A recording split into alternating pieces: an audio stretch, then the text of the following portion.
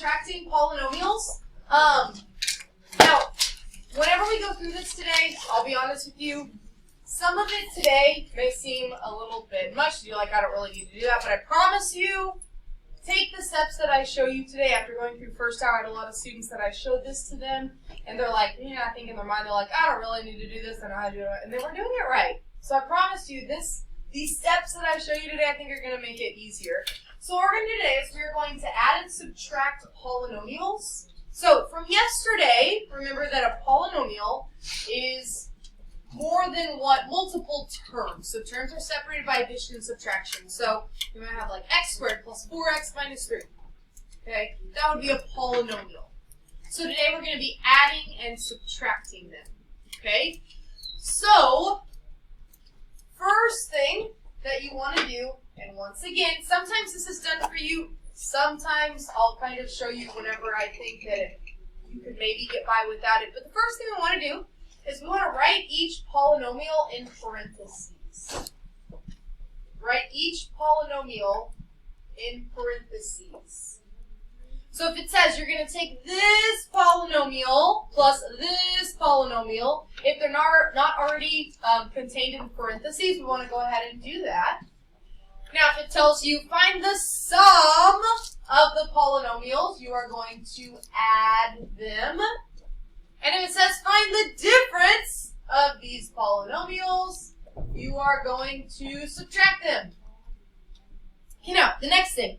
And this is the part that I think students want to skip. And we'll get down to this when we look at our examples. We're going to apply the distributive property. And we'll see that in an example. After you apply the distributive property, you're just going to have all of these terms. So you're going to combine the like terms. And then we mentioned this yesterday. We always want to write your answer in standard form. Which remember from yesterday, standard form means your largest exponent first, and then in decreasing order from there. Okay, so we're going to do two problems with these two polynomials here. So we have x squared plus 5x minus 4. I could specifically call that a trinomial if I wanted to. The second one is 2x squared minus 11x plus 9. So we are going to find the sum and we're going to find the difference. So first thing, we're going to find the sum, which means we're going to add these together. So first thing, we're going to take these two polynomials and write them in parentheses. So we're going to do parentheses x squared plus 5x minus 4. To find the sum, we're going to add, and then I'm going to do the second polynomial, 2x squared minus 11x plus 9. Now that steps 1, 2, we don't have to do 3 because it's not the difference. So the next step says to use the distributive property, and I promise you, this is the step the students first hour didn't want to do, and this is where I was seeing the mistakes being made. Now, whenever we use the distributive property, it means there's something that I need to distribute. And the problem here, there's nothing in front of the parentheses to distribute. So what I want you to think about, if I had like an x, there's not a number in front of the x, but there is one there. What is it? A 1. So what happens here with these parentheses, we wouldn't ever really write it, but there's a 1 there. So what we're going to distribute to that first set of parentheses is a 1. And in front of these parentheses, we're going to write a 1 as well.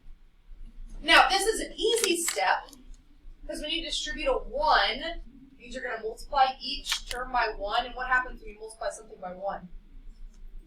It stays the same. Nothing, right? It stays the same. So when you multiply each of these by 1, you would just get x squared plus 5x minus 4. And same thing with the second set of parentheses. When you distribute your plus 1, it's not going to do anything. It's just going to keep it as a plus 2x squared minus 11x plus 9. Okay, next, it says to combine like terms. We started talking about it a little bit yesterday, but it's really, really going to be important today. Like terms have to have the exact same variable part. And this is probably my favorite way to kind of show combining like terms. So I have 3 or 4 different colors of highlighters. And what I'm going to do is I'm going to highlight like terms using the same highlighter color. So if I highlight this x squared, I'm going to go through and I'm going to highlight anything else that's a like term along with the x squared. Now the only thing that I can combine with an x squared is another x squared. So when you look at this, I do have a 2x squared. Now when you're highlighting these, it's really important to make sure you're highlighting the sign in front of the term as well. The sign in front of the term is the one that goes with it. Okay? And then I'm going to highlight the plus 5x. And then anything that is a like term with a plus 5x is anything else that ends with an x, just an x, which is going to be this term right here. Now remember, I just said this, you have to highlight the sign in front because that's not an 11x, it's a negative 11x. Okay? And then I'm going to highlight the negative 4, which is a constant. And any constant, any number that's not attached to a variable is a like term with any other constant. So this plus 9 is also going to be a like term. Now, once I identify my like terms, we're going to combine those together. So I can combine x squared and 2x squared. We were talking about this yesterday. This x squared, if you want to think about it as a 1x squared, you definitely can.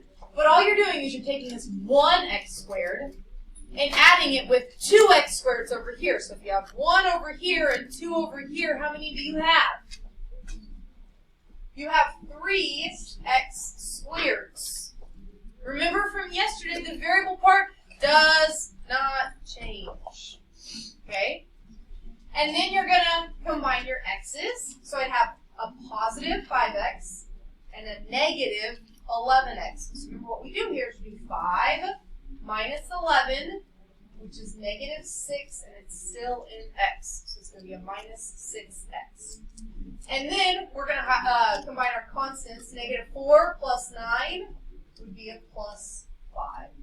So your answer would be 3x squared minus 6x plus 5.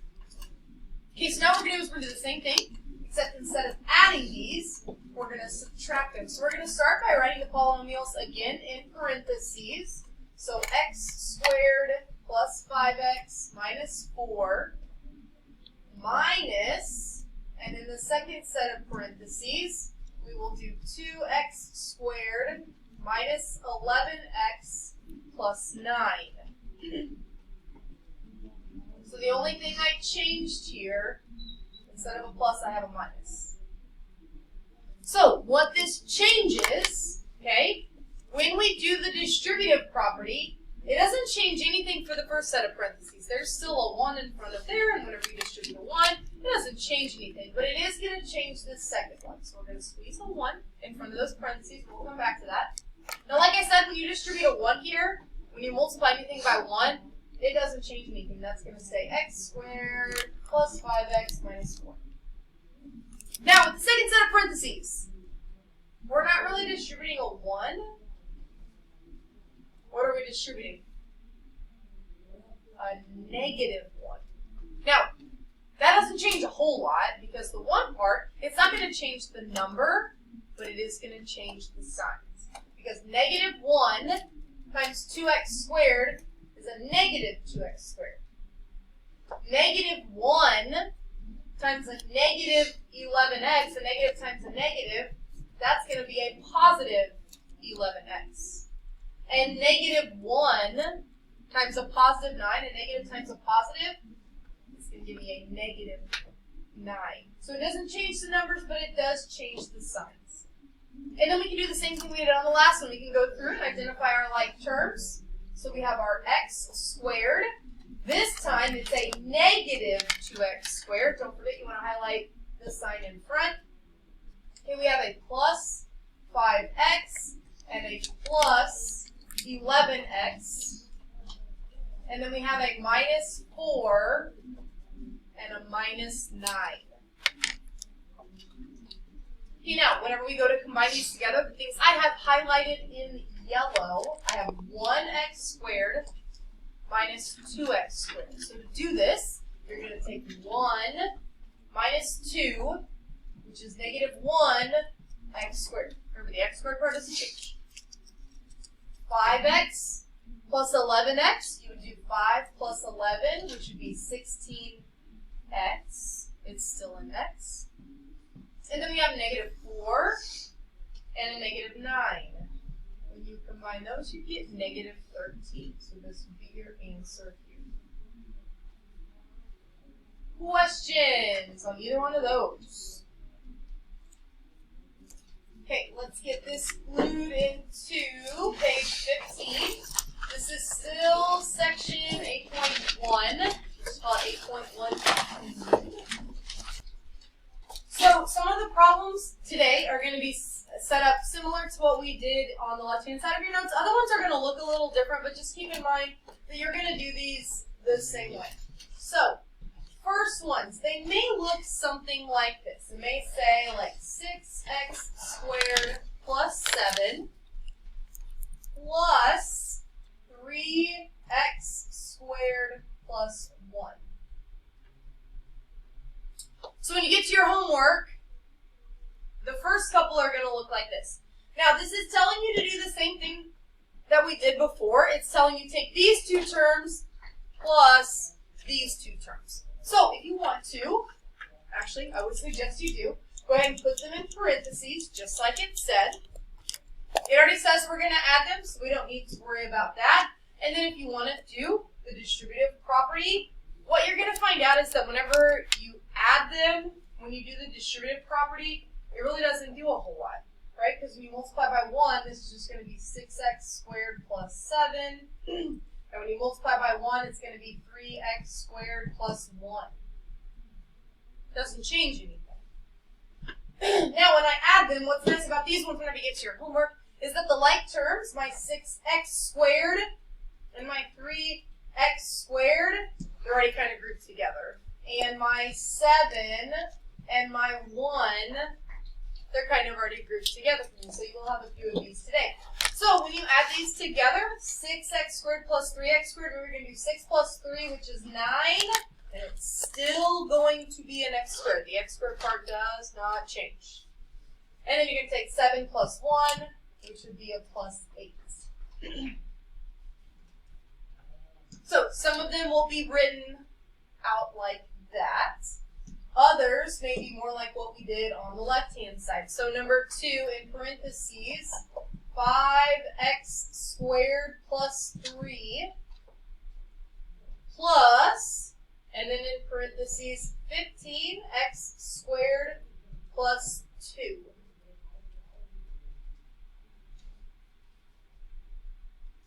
So that first step where it says to write them in parentheses, that part's already done for me. So what you would do next is we would do the distributive property. So you're going to put a 1 in front of both of your parentheses and distribute a 1 both places.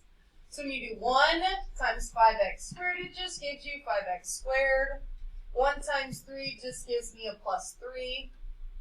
For the second set of parentheses, you're going to distribute a plus 1, a positive 1. Which just doesn't change a whole lot. 1 times 15x squared is just 15x squared. 1 times 2 just gives you a plus 2. Okay, then we want to go through and identify our like terms so we can combine our like terms. So we have our 5x squared. The only thing that can be combined with the 5x squared is another x squared. And remember, I know I've said it a couple times already, make sure you highlight the sign or at least in your mind, you have to take the sign that goes in front with it as well. And then we're going to combine the plus 3 and the plus 2. So when we combine our x squareds, 5x squared plus 15x squared, 5 plus 15 gives me 20x squared. The x squared part does not change. And then 3 plus 2 gives me a plus 5. Yes. Do you have to do the distributive property part? I would like you to do that part, yes. For the addition, it may not be as super necessary. When we do the subtraction, it is absolutely necessary and I just think doing those habits are going to be helpful. So I would like you to do the distributive property for all of them. Okay, number 3. Let's try subtracting now. So let's say we have 6x cubed plus 17. And sometimes they're going to write them like we did that first one. We're going to do minus, and then that second line is going to say 4x cubed plus 9. Now for this one, they already have the parentheses around that second one, but they don't have parentheses around that first one. So I might go ahead and add parentheses around that first polynomial. And then we're going to write a 1 in front of those parentheses, which is what we're going to distribute. Now when I distribute 1 to the first one, it's positive 1. It's not going to change anything. That's going to stay 6x cubed plus 17. But this is the big part that you have to watch out for today. I'm distributing a negative 1 right here. So negative 1 times 4x cubed is negative 4x cubed. And don't forget to distribute to the second term as well. Negative 1 times 9 is a minus 9. Now these ones, like number 1, are kind of nice because you notice that my x cubed and my x cubed are already kind of grouped for me, and then my constants already grouped for me. So all I have to do is just go ahead and add straight down. So 6x cubed and negative 4x cubed. 6 minus 4 would be 2x cubed. And then 17 and negative 9 would give me plus 8. And let's do another subtraction one. It'll be kind of like number 2. Okay, number 4. Number 4 says in parentheses 14h to the 4th plus 3h cubed minus, and then in parentheses 9h to the 4th plus 2h cubed.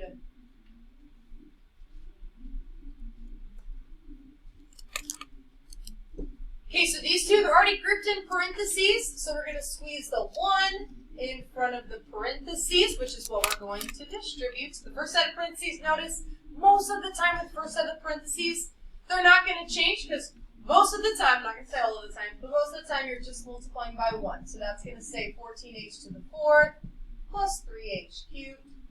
But the second set of parentheses, notice we need to distribute a negative 1, which all that does is it flips the signs. Negative 1 times 9h to the 4th is a negative 9h to the 4th.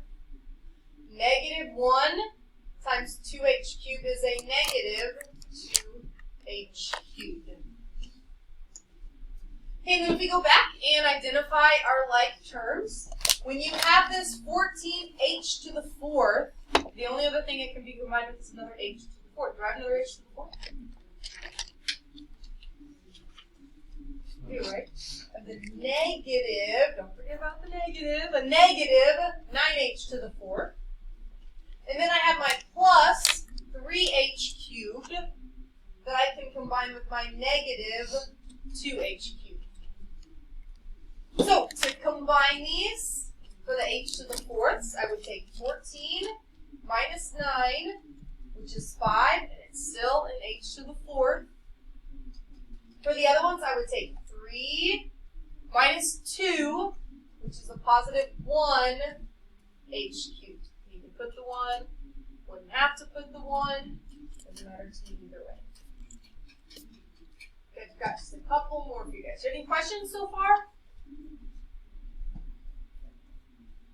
Okay, number 5.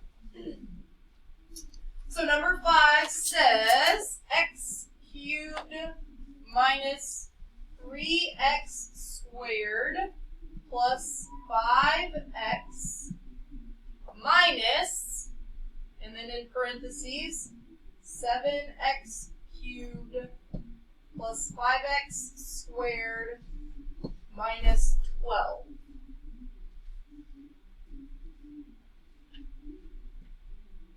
So already grouped in parentheses, so we're going to squeeze the 1s in front of my parentheses, and then we're going to distribute For the first set of parentheses, distributing a 1 isn't going to change anything, so we're going to keep it x cubed minus 3x squared plus 5x. Second set of parentheses, I need to distribute a negative 1, which is going to flip those signs. So it'd be a negative 7x cubed, a negative 5x squared, and a positive 12. Okay, whenever I go to identify my like terms, okay, we're going to have our x cubed. And notice, taking the sign in front, I have a negative 7x cubed. Now for my x squared, I have a negative 3x squared and a negative 5x squared. Okay, then when I move to my plus 5x, do I have another x? No. Write that 12. I can't highlight that 12. What would this have to be for me to highlight it? It'd have to be 12x. And it's not 12x. Which all that means, I can't combine those together. So if you're using your colors, it just means you highlight in a different color. So when you go to combine things, I'd highlight, or I'd combine my yellows. So 1x cubed and negative 7x cubed would be 1 minus 7, which would be negative 6x cubed.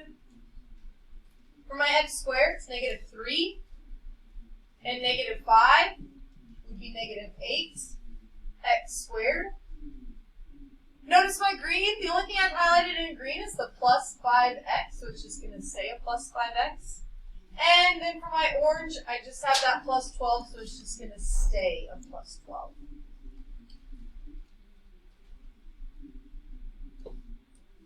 Okay, last one.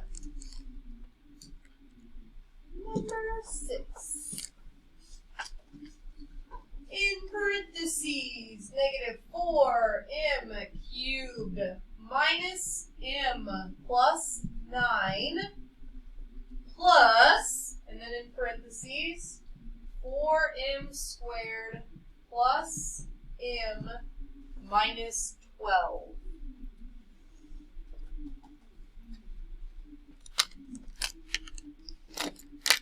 So already grouped in parentheses, so if I write the ones, which is what we're going to distribute, for the first set of parentheses, distributing a 1 is going to keep that a negative 4m cubed minus m plus 9. For the second set of parentheses, also distributing a positive 1. That's not going to change anything in that second set of parentheses either. It's going to stay a plus 4m squared, a plus m, and a minus 12. Okay, when I go to combine my like terms, I have negative 4m cubed. Are there any other like terms with the negative 4m cubed? No. Right, I have m squared, so I have m's, but it would have to match exactly. It would have to be an m cubed, which it's not. So let's move on to the minus m. Do I have any other like terms with the minus m? I do, right? This right here, the plus m, right there. Okay, then if I move on to the plus 9, what can I highlight with the plus 9? Yeah, the other constant, the minus 12. And then lastly, I've got that 4m squared. There are no other m squared, so we would just leave that. Okay, now, this one is really important to remind ourselves that we always want to write our answers in standard form, which means you're going to start with your biggest exponent first. A lot of times it will be written first, but not all the time. So for this one, my biggest exponent is the m cubed. Notice it's the only thing I highlighted in yellow, so we're just going to keep it, negative 4m cubed. After your m cubes, you want to move to your m squareds. And the only m squared I have was that plus 4m squared. After your m squareds, you want to move to your m's. And I have a negative m and a positive m. Yeah, we're going to cancel out. Just like a 2 and a negative 2 cancel out, the plus m and the minus m, they're going to cancel out. So then the last thing would be 9 and a negative 12, which would be minus 3.